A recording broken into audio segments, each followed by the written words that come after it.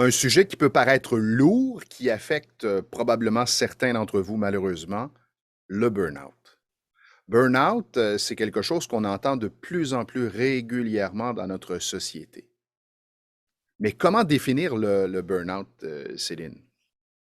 Bah, le burn-out, c'est un épuisement, en fait. C'est un épuisement qui peut être physique ou moral, et qui souvent se traduit sur quand même du long terme.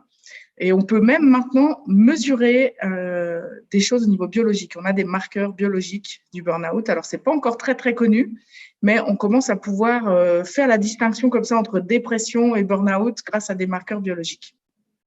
Comment, par contre, départir, si on y va par étapes, là, la dépression et le burn-out? Alors, il faut comprendre ce qui se passe au niveau de nos neurotransmetteurs, au niveau de nos hormones, parce que, et puis du coup, il faut déjà comprendre un petit peu qu'est-ce qui se passe dans le burn-out, qu'est-ce qui se passe dans le stress. Alors, prenons les choses à la base.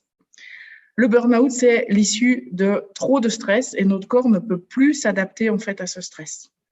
Et dans le corps, on a en fait deux systèmes qui sont des systèmes antagonistes, c'est-à-dire c'est soit l'un soit l'autre qui marche et qui fonctionnent comme un frein et un accélérateur, ou plutôt je devrais dire comme un accélérateur et un frein. Et c'est le système neurovégétatif. C'est celui qui régule notre respiration, notre cœur, tout notre système immunitaire et toutes les fonctions de notre corps pour lesquelles on n'a pas besoin de réfléchir. Et tout type de stimuli, en fait, va venir activer ce qu'on appelle le système sympathique, qui est donc la pédale d'accélérateur. Ça peut être le froid, le chaud, des virus ou des émotions, ou n'importe quel conflit, problème à résoudre, si on veut faire simple.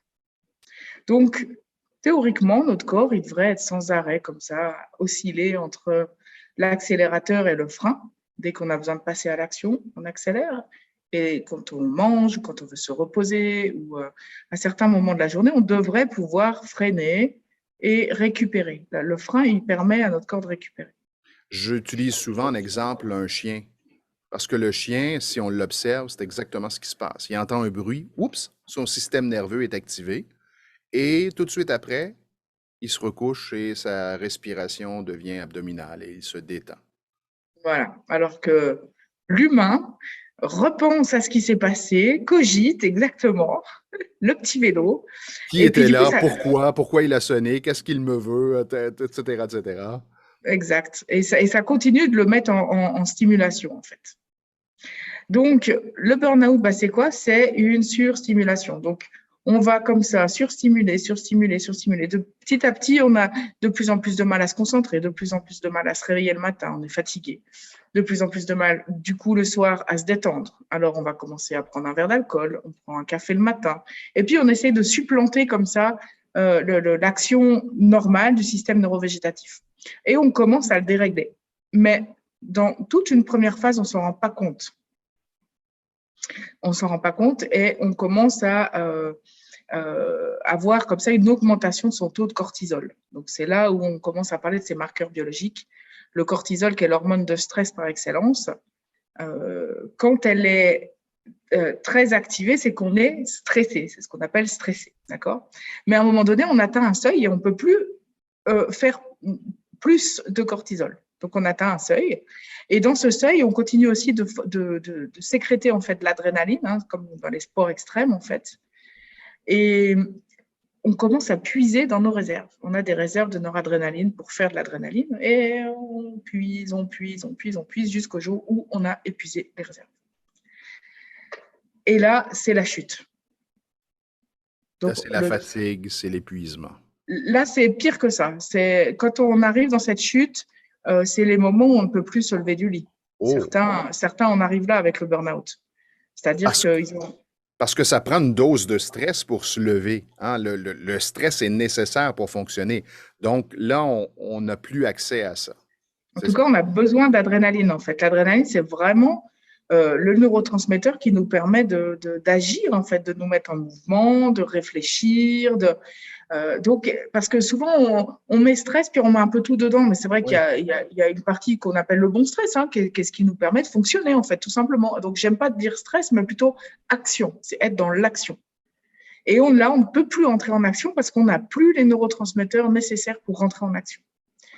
Euh, Dernièrement, moi, je me suis intéressée à ce sujet notamment parce que j'ai fait les dosages chez moi de cortisol, parce que j'étais épuisée suite à un Covid long, entre autres, et à des situations de stress au niveau personnel qui duraient dans le temps, en fait. C'est ça le problème, c'est quand ça dure dans le temps Ouais. et qu'on ne trouve pas de solution. Et, euh, et moi, j'étais contente parce que je voyais mon taux de cortisol en bas. Et puis, je me disais, ah, bah voilà, avec tout ce que je fais avec les Big States, je suis zen et Ça va, détendue. ouais. Et là, le naturopathe m'a dit, ah non, en fait, quand tu es en bas, c'est déjà que tes taux de cortisol se sont effondrés. Et voilà, mais je ne l'avais pas senti. Enfin, si, j'avais senti la fatigue, mais voilà. Donc, le burn-out, et c'est pour ça qu'il y a les deux côtés, en fait. Et je discutais avec mon collègue psychiatre qui me disait, mais qu'est-ce qui se passe? Je ne comprends pas le taux de cortisol. Pourquoi des fois il est élevé, des fois il est en bas? Ben voilà. Le moment où il est élevé, c'est que votre corps, il continue d'essayer de s'adapter, en fait. Il est toujours dans ce, voilà, il fonctionne à plein régime.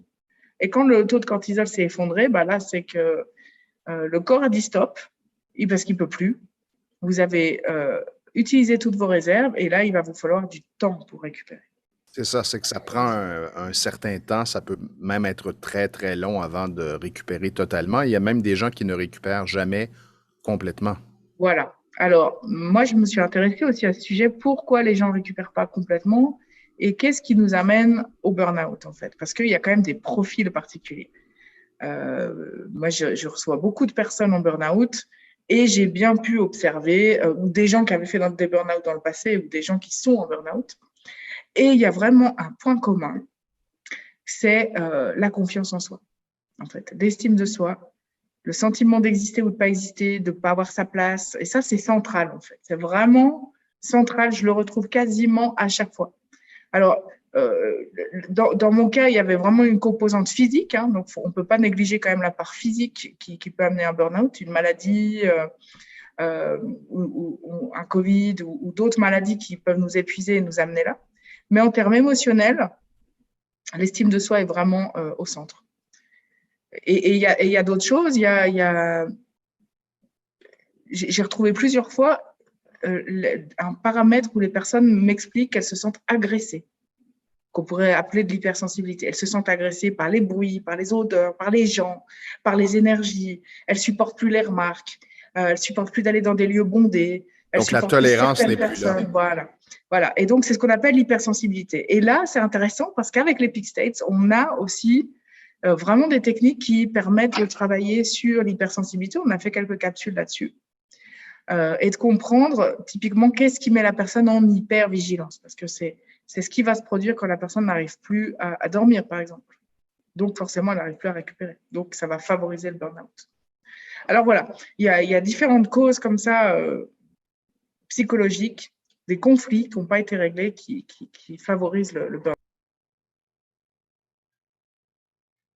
Et qu'est-ce que tu donnerais comme indication pour conclure cette capsule à ceux qui nous écoutent?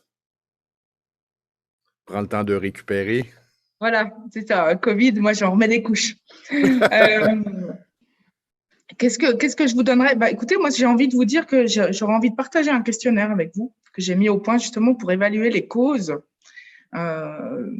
psychologiques possibles, sous-jacentes, et puis évaluer un petit peu est-ce que vous êtes plutôt à risque, pas du tout, ou est-ce que vous êtes déjà en burn-out ou en pré-burn-out, et voir un petit peu comment on pourrait vous aider si vous en avez l'envie. Toujours important de prendre sa santé en main, de consulter des spécialistes de la santé, médecins, thérapeutes ou autres, et en ajoutant à cela l'approche Peak States qui peut vraiment vous aider.